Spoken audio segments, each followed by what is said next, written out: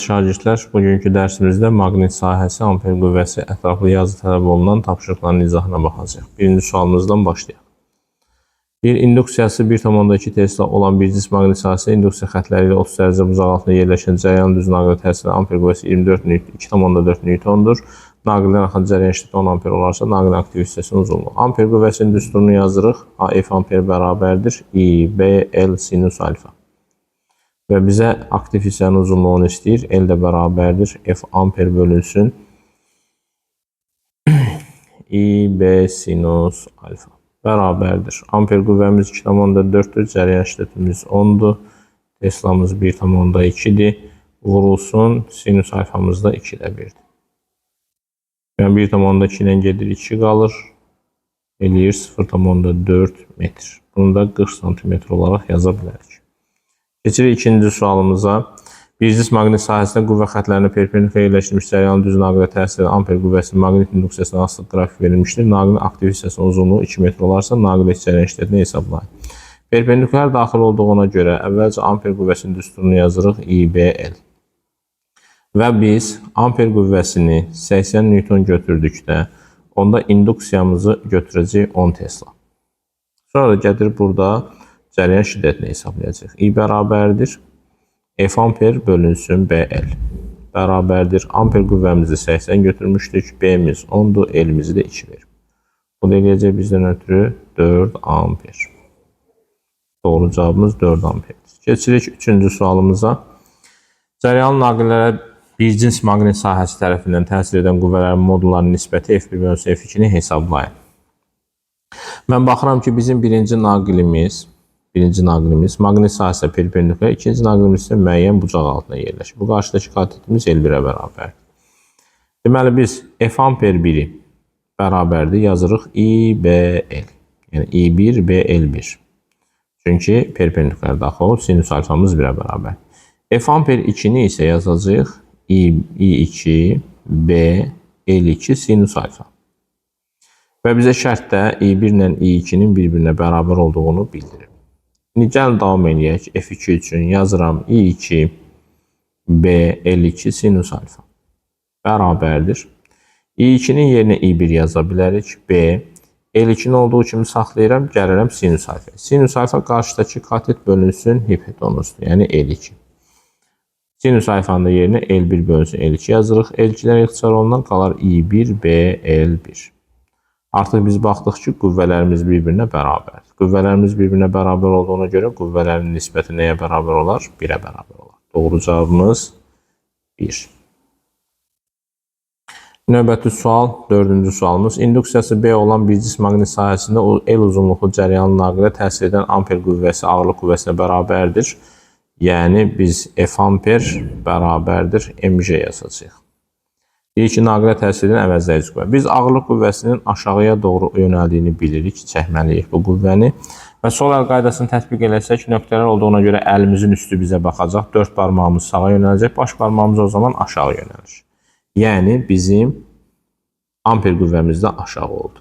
Amper qüvvəsi aşağı olduğuna görə F əvəzləyici, F amper üstə gəlilsin, F ağırlıqdır.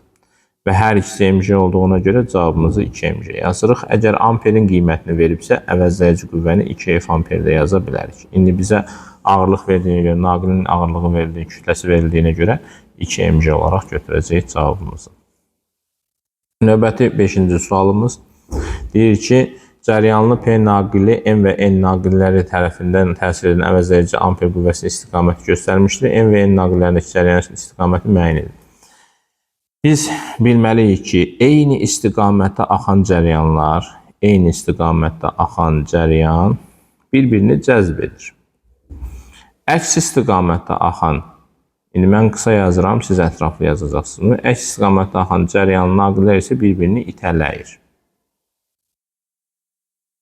O zaman biz gəlirik buradakı əvəzləyicimizə. Baxırıq ki, M naqili bunu P naqilini cəzb eləməlidir. N naqili isə P naqilini etməlidir, itələməlidir. Onda N naqili P ilə əks istiqamətli, M naqili isə eyni istiqamətli olmalıdır. Ona görə də M-in istiqaməti olacaq bizdən ötürü nöqtə, N-nın istiqaməti olacaq bizdən ötürü X. Və salam. Sonra keçdik 6-cı sualımıza. 6-cı sualımızda da yenə M naqili cəzb eləməlidir. N naqili itələməlidir. Yenə də yazırıq ki, eyni istiqamətdə cəryanlar cəzb edir. Əks istiqamətdə cəryanlar isə bir-birini itələyir. Demək ki, MP-ni cəzb eləməlidir. M və P cəzb. Cəzb olunduqlarına görə eyni istiqamətdə olması lazımdır. Demək ki, M-imiz olacaq X. N və P isə bir-birini itələyir. İtələyirsə əks istiqamətdə olmalıdır. Əks istiqamətdə olmaqdan ötürü artıq bizim N naqilimizin istiqaməti olacaq nöqtə. Doğru cavabımız MX-dir, N də nöqtədir. Keçdik növbəti sualımıza, 7-ci suala. Deyir ki, təsvir edilmiş təcrübədə K açarı qapalı halında naqil şəkilli maqnitin qolları arasında AB naqili maqnitdən itələnir. Deməli, biz buradan amper qüvvəsinə baxırıq. Bunu itələyən amper qüvvəsidir şagirdlər. Sol əl qaydasına baxası olsaq, daha doğrusu amper qüvvəsi indi burada naqilin qütblərini verməyib, induksiya vektorunun qütblərini verməyib. Baxırıq ki, amper qüvvəmizin istiqaməti, çünki maqnit sahəsi tərəfindən təsir edən qüvvə amper qüvvəsidir. Amper qüvvəsinin istiqaməti sağa doğrudur. İndi bizim amper qüvvəmiz induksiya xətlərinin perpendikulyar yerləşdiyinə görə onu IBL yazacağıq. Və baxırıq ki, amper qüvvəsi I ilə, B ilə və L ilə necə asılıdır? Düz mütənasib asılıdır. Buradakı bucağımız isə asılıdır həmən bu qüvvədən. Əgər qüvvəmiz artırsa, yəni qüvvəmiz oradakı bucaqla düz mütənasib asılıdır. Qüvvəmiz artdıqda oradakı bucaq artacaq. İndi gəlin baxaq. Bizə deyir ki, dövrədəki reostatın sürgüsünü sola sürüşdürdük. Reostatın sürgüsünü sola sürüşdürdükdə bizim cəryanımız buradan gəlir, keçməyə başlayır bu şəkildə. Ona görə sola sürüşdürdükdə dolaqların sayı azalır. Mən yazıram ki, naqilin müqaviməti rho L bölünsün S düsturuna əsasən uzunluq azalır, müqavimət azalır. I də bərabərdir. U bölü R düsturuna əsasən R-imiz azaldığı üçün cəryan şiddətimiz artır. Cəryan şiddəti artırsa amper qüvvəsi də IBL düsturuna əsasən amper qüvvəsi I ilə düz mütənasib asılıdır. I-imiz artdığına görə amper qüvvəsi artır. Amper qüvvəsi artırsa, onda alfa bucağımız da artacaq. Çünki qüvvə nə qədər böyük olarsa, bu naqil biraz uzaqlaşacaq və buradakı bucaq böyüyəcək. Doğru cavabımız bu şəkildədir. Keçdik növbəti sualımıza, 8-ci suala. Deyir ki, AC cəryanlı naqili digər naqillər üzərində asanlıqla hərəkət edə bilir. Deyir ki, K açarını qapadıqda AC naqili hansı tərəfə hərəkət edir? Biz burada bilirik ki, yazacağıq ki, cəryanlı naqilə maqnit sahəsi tərəfindən amper qüvvəsi təsir edir. Yəni, o naqili hərəkət edəkdən amper qüvvəsidir. Biz açarı qoşduqda, buradan cəryan keçəcək, müsbətdən mənfiyə doğru, cəryan şiddətimizin istiqaməti yuxarıdır. Sol əl qaydasına əsasən, sol əlimizi elə tutacaq ki, əlimizin içi bizə baxacaq. 4 barmağımız yuxarı yönələcək, onda baş barmağımız sola doğru yönələcək. Deyəcək ki, sol əl qaydasına əsasən naqilə təsir edən qüvvə sola yönəlir. Ona görə də naqilimiz hərəkət edəcək sola doğru. Dediklərimiz sadəcə siz söz olaraq oraya yazacaqsınız. Gəldik 9-cu sualımıza. 9-cu sualımızda deyir ki, bax, birinci naqilin induksiya xətləri sadə qrəbin əksinə, yəni A nöqtəsində B1-imiz olacaq bu istiqamətdə. Bu B1-dir. Sonra ikinci naqilimiz sadə qrəb istiqamətində fırladacaq. Onun induksiya vektoru olacaq bu şəkildə B2. Üçüncü naqilimiz də sadə qrəb istiqamətində olacaq. O da aşağı doğrudur B3. İndi bizim yekun induksiya vektorumuz B1, B2-nin əvəzləyicisi yönələcək bu istiqamətdə B yekun.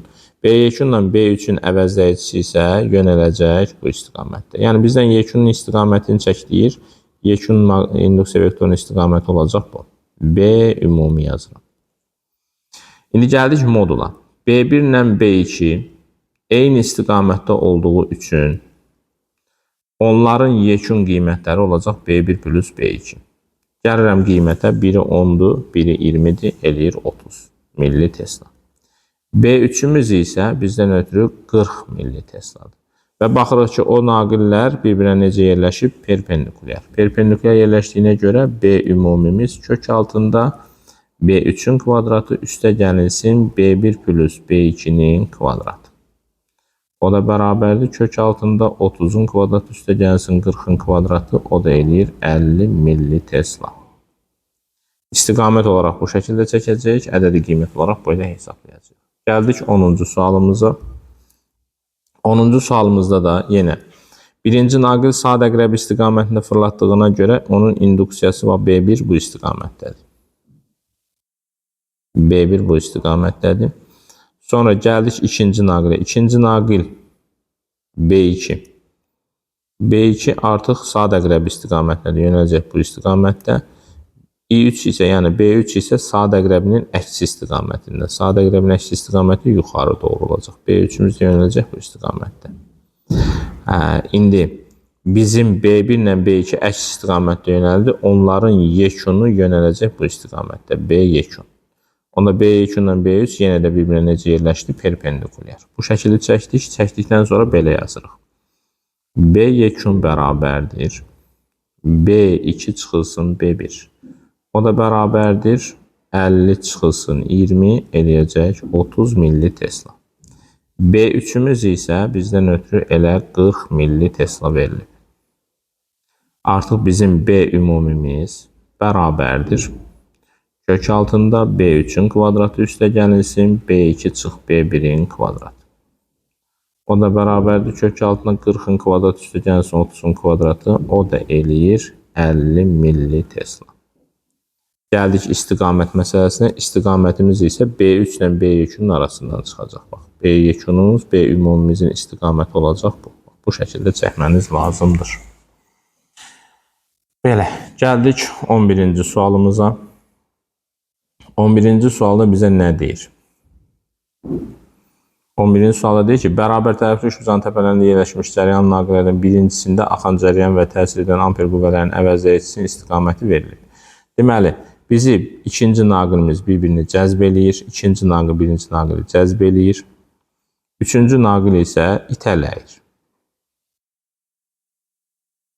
Ona görə də bir söz olaraq yazacağıq ki, I2 və I1 naqilləri eyni istiqamətli cərəyan axır. I1 və I3 naqillərindən isə əks istiqamətli cərəyan axır. Çünki onlar bir-birini itələyir. Yəni bir söz olaraq yazacağıq ki, I2 I1-i cəzb etməlidir, I3 isə I1-i itələməlidir. İtələdiyi üçün əks istiqamətli cərəyan, cəzb elədiyi üçün eyni istiqamətli. Yəni I2 oldu bizdən ötürü X, I1 oldu bizdən, I3 oldu bizdən ötürü nöqtə. Bunu qeyd elədik. Birinci şərtimiz budur. Bir cəryan naqillər arasında qarşı təsir etməklə, qeyd etməklə digər naqillərin axan cəryanın istiqamətlərini. Yəni də dediyim kimi I2 ilə I1 bir-birini cəzb etdiyi üçün eyni istiqamətdir. I1 ilə I3 bir-birini itələdiyi üçün əks istiqamətli. Yazdıq bunu. Sonra ikincidə deyir ki, axan cəryanların istiqamətinə görə digər naqillərə təsir edən qüvvələrin əvəzləyicinin istiqamətlərini təyin edir. İndi gəlirik ikinciyə. İkincini birinci özünə cəzb eləyir. Üçüncü isə özündən itələyir. Çünki əks istiqamətlidirlər. Onda ikinci naqilimizə təsir edən əvəzləyici qüvvəmiz bu istiqamətdədir. Çəkdir bu şəkli. Sonra üçüncüdə tələb olunan şəkilləri qeyd edin deyir. Üçüncü naqilə təsir edən qüvvə üçüncü naqili həm itələyir, söz olaraq bunu yazacağıq, həm də bir itələyir. Onda onların əvəzləyici onların arasından çıxan qüvvə olur. Və sonra bu da bizim şəkillərimiz. Doğru cavabımız bu şəkildədir. Gedirik 12-ci sualımıza. 12-ci sualımızda sabit cəryan axan naqilin induksiyası modulu 100 milli Tesla bir cins maqnit sahəsində şəkildə kimi yerləşdirib, aktiv uzunluğu 50 cm və kütləsi 20 qram olan naqilin axan cəryan işlədi 2 amperdir. Naqilin təsirinin qiymətinin istiqaməti müəyyən edin. Deməli, bu naqilə aşağı doğru təsir edir F ağırlıq.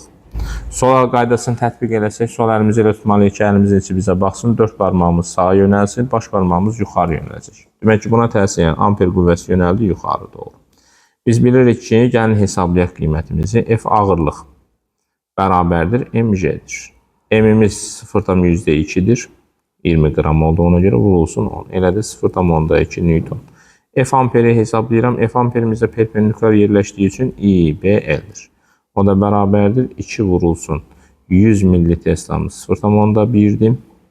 vurulsun 50 santimetrimizə 0,5. Bu eləyəcək bizdən ötürü 0,1 Newton. Biz baxdıq ki, ağırlıq Arximeddən böyükdür. Daha doğrusu amperdən böyükdür, üzr istəyirəm. Onda bizim əvəzləyici qüvvəmiz EMA-mız F ağırlıq çıxılsın F amperdir. Onda A təcilimiz bərabər olacaq. mg çıxılsın F amper bölünsün M. Yəni 0,2 çıxılsın 0,1 bölünsün kütləmiz də 0,2'dir. O da bərabərdir. O eləyəcək bizdən ötürü 0,1 bölünsün 0,2. Bu da 10 bölünsün 2 eləyəcək 5 metr bölünsün saniyə kvadrat. Bu qədər şagirdlər. Kanalımıza abunə olmağı unutmayın. Diqqətinizə görə təşəkkür edirəm. Paylaşın. Bilmədiyiniz sualları şərh bölməsinə qeyd edin ki, mən də o suallarda sizə köməklik göstərə bilim.